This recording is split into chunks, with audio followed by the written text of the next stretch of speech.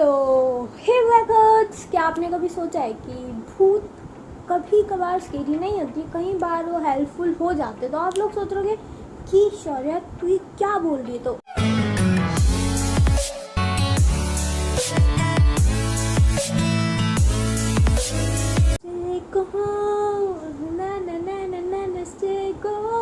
Hello blackhearts and welcome back to my channel. Your girl Shaurya Sharma है। So guys, आज मैं आपको एक स्टोरी बताने वाली हूँ जो कि रियल है और मेरी ही स्टोरी है।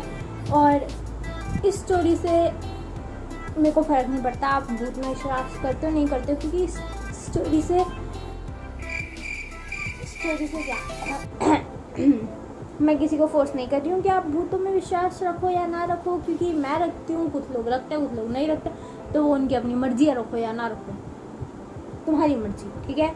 सो अब मैं अपनी स्टोरी को स्टार्ट करती हूँ। तो गाइस, ये स्टोरी है 8 साल पहले की, क्योंकि अब मैं 9th में आ चुकी हूँ। तो उस टाइम मैं फर्स्ट क्लास में थी। तो 7 साल पहले मैं 7 साल की थी। जी हाँ, आपने सही सुना, मैं 7 साल पहले 7 साल की थी। और उस टाइम एक वायरस और बहुत इंडिया में फेमस हुआ था। तो कौन सा वायरस है? जी हाँ, करेक्ट, आपने बिल्कुल गलत बोला। वो कोरोना वायरस नहीं है, वो डेंगू वायरस। अगर आपने डेंगू बोला है तो हाँ, तो उस टाइम डेंगू वायरस बहुत ज़्यादा फेमस हो गया था इंडिया में। और हमें थोड़ा स्केरी वाइब्स, मतलब थोड़ा नॉर्मल बात करती हूँ, नहीं तो मैं रोस्ट ही करती रह जाऊँगी अपना खुद का। तो उस टाइम डेंगू वायरस बहुत वो रखा था, और उस टाइम जिसको डेंगू हो जा रहा था उसके बचने के चांसेस बहुत कम थे, क्योंकि वो उस टाइम नया नया आया था। तो उसकी वैक्सीन वगैरह इतनी नहीं आई थी उस टाइम तक। तो जिन लोगों को हुआ था उनमें से एक मैं भी थी उस टाइम फर्स्ट में, ठीक है। तो आप लोग सोच रहे थे भूत का और मेरे बीमार होने से इस चीज़ का क्या है संबंध है?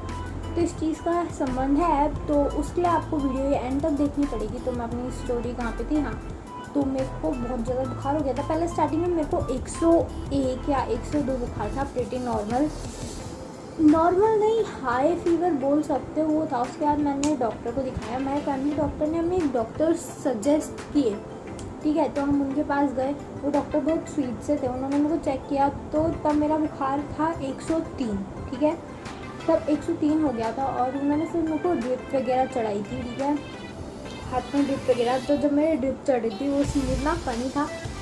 और भाई 7 साल की बच्चों को किसको डर नहीं लगता इंजेक्शन वगैरह से? अब नहीं लगता मुझे, लेकिन मेरे को पहले लगता था। और मैं बोल रही थी डॉक्टर नहीं, डॉक्टर नहीं, डॉक्टर नहीं, डॉक्टर के वो असिस्टेंट निकलेंगे, डॉक्टर नहीं, डॉक्टर नहीं, डॉक्टर नहीं, डॉक्टर। और वो असिस्टेंट भी हंस गए थे लगाते लगाते मेरा हाथ में ड्रिप। मैं ऐसे बोल रही थी, अगर आप लोग वहाँ होते तो आप हंस के मर जाते मेरे रिएक्शन को देखते, ठीक है। तो उन्होंने मेरी ड्रिप लगाई और मेरा फीवर कम नहीं हुआ, थोड़ा सा बढ़ गया था।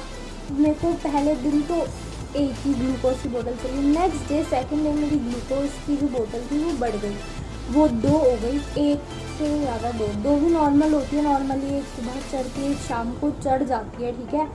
तो मेरे को वो 2 चढ़ी बोतल। उसके बाद मेरा फीवर हो गया 104। तो उसके नेक्स्ट डे जब हमारा 3rd दिन था, तो उस दिन मेरे को 3 बोतल चढ़ी, क्योंकि मेरा फीवर बढ़ता जा रहा था। और 4th डे ऐसा दिन था कि उस दिन मेरे स्कूल में आखिरी पेपर था, ठीक है। और आप लोग सोच रहे हो कि यार फर्स्ट क्लास की बच्ची, 7 साल की बच्ची को बुखार होगा तो स्कूल में पेपर देने क्यों जाएगी? लेकिन मेरे स्कूल वाले इतने महान नकारा निकम्मे इंसान थे ना, क्या बोलूँ मैं। उन्होंने स्कूल से मेरे को लीव भी नहीं दी थी पेपर के लिए कि पेपर पोस्टपोन करके आप आगे दे देना। नहीं, अगर आपने पेपर नहीं दिया तो हम आपको पास नहीं करेंगे, और भिंडी ले लो, घिया ले लो। पहले भैया आगे यहाँ पे बोलने लग गए हैं। तो मैं लेती हूँ एक थोड़ा सा ब्रेक और मैं आपको दोबारा अपने आगे की कहानी सुनाती हूँ। एग्ज़ाम मैं कहाँ पे थी? भिंडी नहीं, मैं भिंडी ले लो पे थी। तो उससे पहले मैं कहाँ पे थी? उससे पहले थी मैं स्कूल वाले इतने नकारा निकम्मे, उन्होंने मेरे को छुट्टी नहीं दी। मेरे को इतना बुखार था, उन्होंने बोला अगर तुम पेपर नहीं दोगे तो हम आपको फेल कर देंगे। अब भाई फर्स्ट क्लास में कौन फेल होता है, एक बात बताओ। तो मैं पेपर देने चली गई और उस टाइम मेरा बुखार थोड़ा नॉर्मल हो गया था, 102 हो गया था। मैं पेपर देने गई, लेकिन उस टाइम जैसे मैंने पेपर लिखा था, मेरे को पता है क्योंकि मेरे लेफ़्ट हैंड में ड्रिप चढ़ी हुई थी और मैं राइट हैंड से लिख रही थी, और लिखने में बहुत हाथों में दर्द हो रहा था। और उस टाइम क्या हुआ, मेरे स्कूल के बच्चे इतने महान हैं, ठीक है, छोटे बच्चे थे तब मैं कुछ बोलती नहीं थी, वो मेरे हाथ की पट्टी खोल रहे थे। वो तो अच्छा हुआ मेरी मैम सुपरमैन की तरह उस टाइम सही टाइम पे आई। क्लास में, और उन्होंने बच्चों को मेरे हाथ की पट्टी खोलने से रोक लिया, क्योंकि वो पट्टी आधी खुली थी और आधी नहीं खुली थी। अगर वो खुल जाती तो कल्याण हो ही जाना था स्कूल में।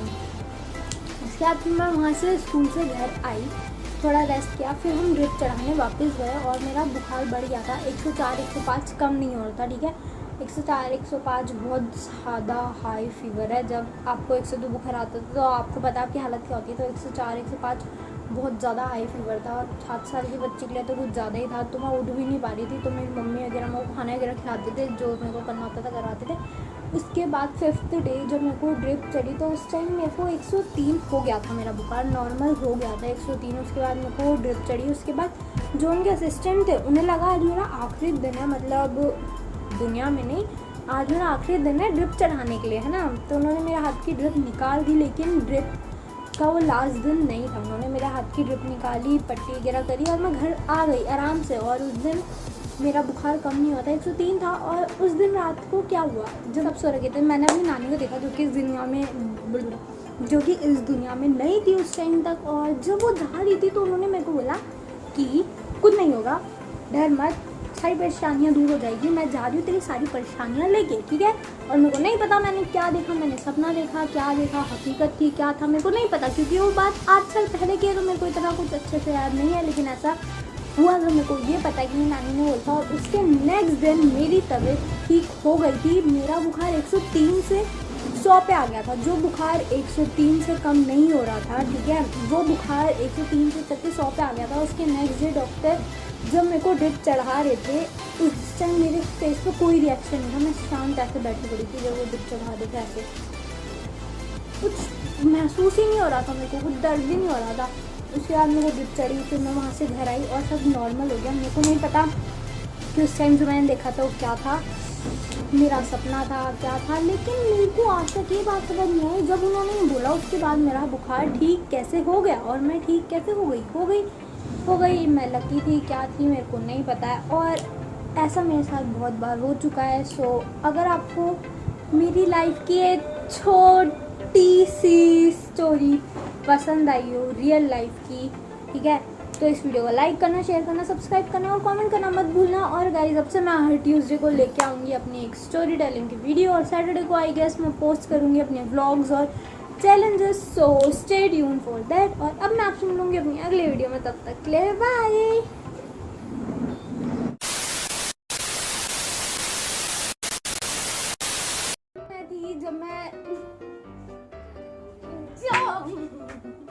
जिसे देखो आप मेरी स्टोरी में आगे तो गलंदा टॉफी खा रही